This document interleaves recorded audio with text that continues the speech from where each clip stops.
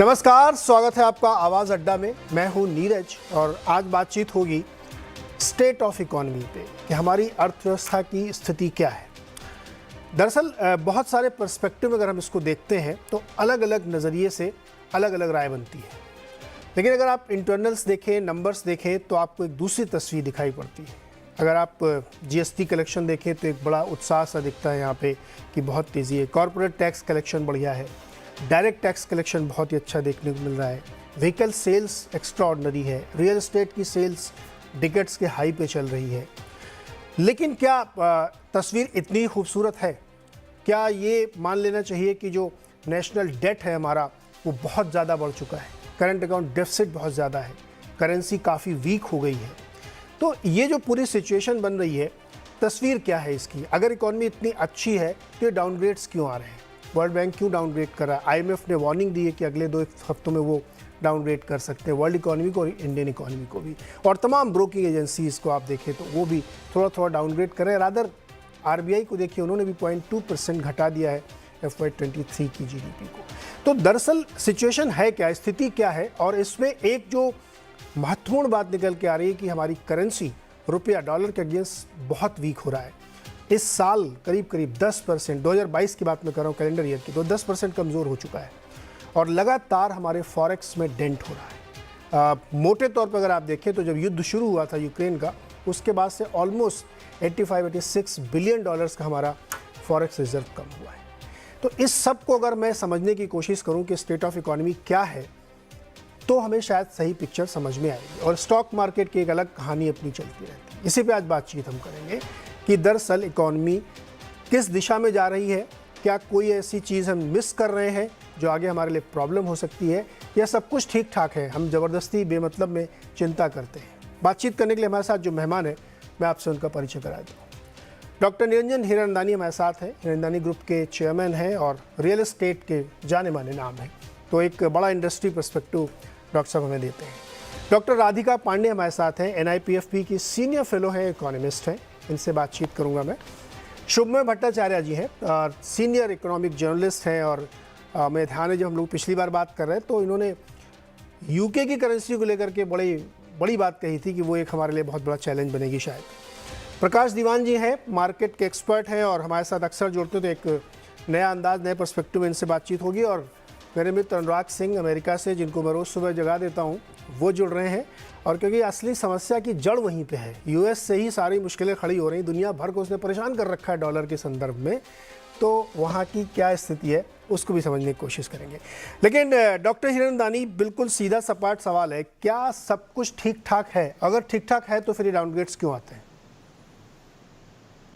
India के लिए जरूर एक कठिनाई जो है वो है रशिया यूक्रेन की जंग, क्योंकि उसके कारण जो तेल के भाव बढ़ गए हैं और जो ट्रैवल के और जो प्रॉब्लम्स आ रहे हैं, मेरे अंदाज से इसके कारण काफी बढ़ गई है।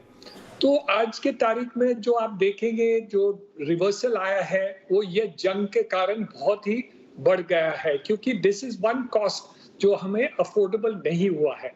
लेकिन जब हम इंटरनल बात करते हैं, जहां हमारी इंटरनल ग्रोथ की बात करें, रियल एस्टेट हमारा है, यहाँ हम देख रहे हैं कि लगभग 15 से 20% बढ़ गए हैं, वॉल्यूम भी बढ़ गया है, प्राइसेस 5 to 7% to 10% बढ़ गए हैं। तो मेरे अंदाज से ये सेक्टर बहुत अच्छे चल रहा है।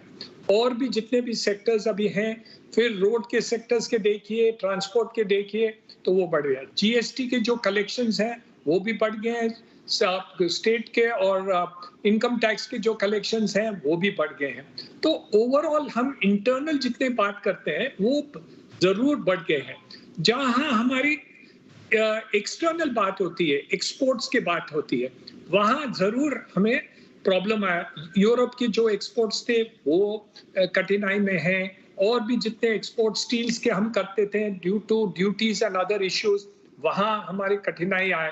तो मेरे अंदाज से जो बातें चल रही है वो इंटरनल प्रॉब्लम्स के लिए नहीं है, जो एक्सटर्नल उसका इफेक्ट है वो इंडिया को लग रही है। तो ये डेफिनेटली हमें अफेक्ट क्यों है। एक बात जो मैं आरबीआई और गवर्नमेंट को अग्री नहीं करता हूं कि जो हम इंटरेस्ट रेट्स जो बढ़ा रहे हैं अभी, वो काफी ज्यादा कर दिया है। ये instead of only monetary intervention, हमें फिस्कल इंटरवेंशन हम करें, तो मेरे अंदाज से we would be in a much better situation than just increasing interest rates, क्योंकि interest rates increasing is not helping the economy now anything further. और मैं समझता हूँ कि केंद्र सरकार कुछ इंटरवेंशन करें, जैसे हमने तेल के बारे में उन्होंने किया था, एक्सपोर्ट्स में किया था, वहां हमारी इंटरवेंशन ज्यादा होनी चाहिए।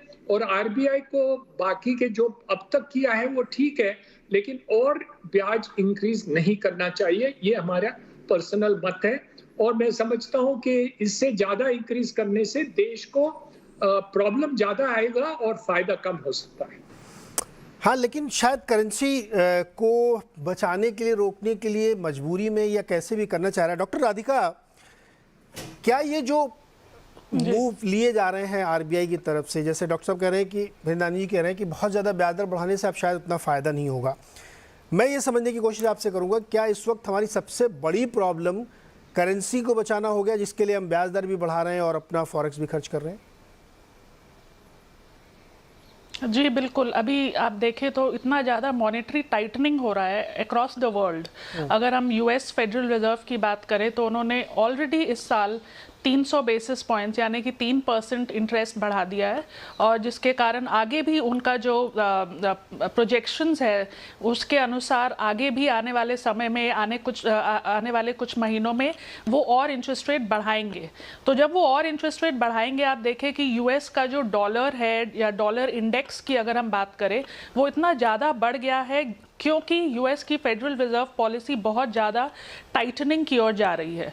तो इस लिहाज से अगर, और उसके कारण उसका डायरेक्ट इम्प्लीकेशन रुपी पे और जो और नॉन डॉलर करेंसीज हैं, पाउंड है, यूरो है या एशियन करेंसीज है, उसमें हमको देखने को मिलता है। अभी तक हमने देखा कि reserve bank of India currency को डिफेंड करने के लिए फॉरेन एक्सचेंज रिजर्व्स का इस्तेमाल कर रही है, इंटरवेंशन कर रही है, और इसके कारण रुपी जो है वो बहुत ज़्यादा डेप्रिशिएट नहीं हुआ। अगर हम 10% देखें तो कुछ और करेंसीज हैं जिनका डेप्रिसिएशन इससे बहुत ज़्यादा है। लेकिन आगे आने वाले समय में फॉरेन एक्सचेंज रिजर्व्स हम कितना यूज़ कर सकते हैं, ये एक सोचने वाली बात है, क्योंकि there are some indicators to assess the adequacy. तो ऑलरेडी जैसे आपने कहा कि हम लोग $85 बिलियन हम अपना यूज़ कर चुके हैं फॉर डिफेंडिंग द रुपी। तो आगे आने वाले समय में उस चीज़ पे रिविजिट करना ज़रूरी है। और जो दूसरी स्ट्रैटेजी है which is interest rate defence, interest rate के से हम करेंसी को डिफेंड कर रहे हैं, तो उस चीज़ की ओर रिजर्व बैंक ऑफ इंडिया का रुझान दिख रहा है। क्योंकि आप देखें कि 30 सितंबर को जब रिजर्व बैंक ऑफ इंडिया ने 50 बेसिस पॉइंट से इंटरेस्ट रेट हाइक किया, तो रुपया में थोड़ा सा उछाल आया, स्टॉक मार्केट में उछाल आया। तो अब नाउ ये एक मतलब different central banks are doing interest rate hikes to depend the currency, और दूसरी ओर इन्फ्लेशन को कंट्रोल करने के लिए इंटरेस्ट रेट बढ़ा रहे हैं। तो आरबीआई ये एक्नॉलेज आप देखें तो वो नहीं करेगी कि ये रुपी को डिफेंड करने के लिए है, but there is that strategy is also in mind कि रुपी को डिफेंड करने के लिए फॉरेक्स रिजर्व्स का इस्तेमाल ना करके इंटरेस्ट रेट का को बढ़ाना, इस समय वो इस चीज़ पे ज़्यादा ध्यान दे रहे हैं। नहीं, तो जो डॉक्टर हिरंदानी कह रहे हैं कि अब बार बार ब्याज दर